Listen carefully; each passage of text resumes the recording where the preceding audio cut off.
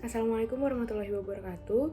Pada kesempatan kali ini, saya Nikita Adela Herunisa akan memaparkan hasil penelitian berupa makalah yang berjudul Konflik dan Potensi Konflik dalam Pengelolaan Sumber Daya Kerang Hijau di Kalibaru, Jakarta Utara untuk memenuhi ujian akhir semester mata kuliah Perencanaan dan Kebijakan Sumber Daya. Latar belakang dilakukannya penelitian ini adalah melihat potensi kerang hijau sebagai suatu komoditi yang banyak diusahakan di perairan Teluk Jakarta, dan juga letak Teluk Jakarta yang sangat strategis sehingga selain dimanfaatkan dengan baik, perairan tersebut juga malah dijadikan tempat pembuangan limbah secara ilegal yang menyebabkan pencemaran air laut hingga melampaui ambang toleransi, dan juga menimbulkan konflik-konflik lainnya. Sehingga didapatkan inti permasalahan yaitu 1. Bagaimana eksistensi konflik dalam pengelolaan sumber daya kerang hijau di perairan Kalibaru, dan 2. Bagaimana strategi penyelesaian konflik dalam pengelolaan sumber daya kerang hijau di perairan Kalibaru.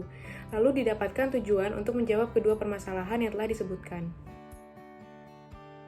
Selanjutnya adalah metode penelitian, yaitu yang pertama adalah lokasi penelitian yang dilakukan di Kelurahan Kalibaru, Kecamatan Cilincing, Kota Madia, Jakarta Utara, dan jenis dan sumber data yang digunakan adalah data sekunder yang diolah secara kualitatif dengan menggunakan metode studi kasus. Kemudian metode analisis data. Analisis data dilakukan berdasarkan kerangka analisis yang menyatukan kedua pendekatan, yaitu teori struktural fungsional dan teori konflik. Lalu, metode pencarian data.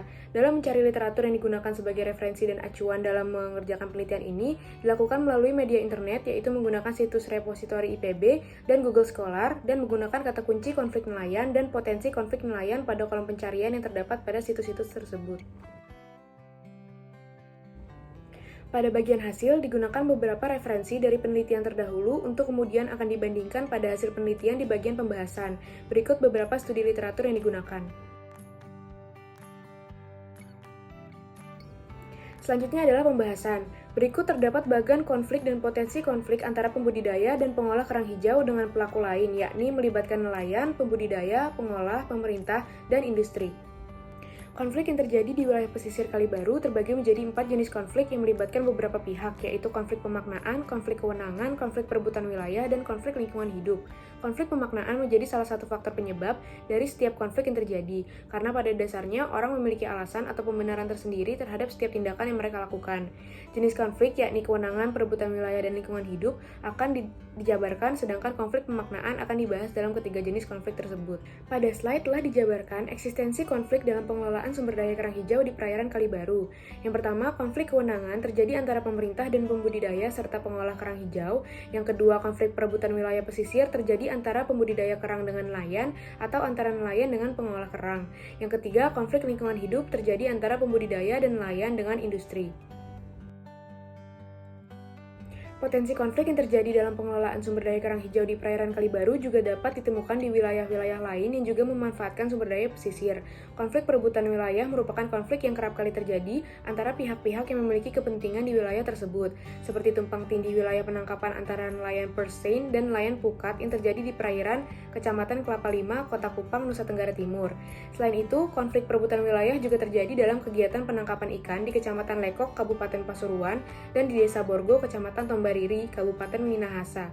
Keduanya disebabkan oleh kesediaan sumber daya yang terbatas sehingga para nelayan saling berkompetisi dalam kegiatan penangkapan ikan tersebut.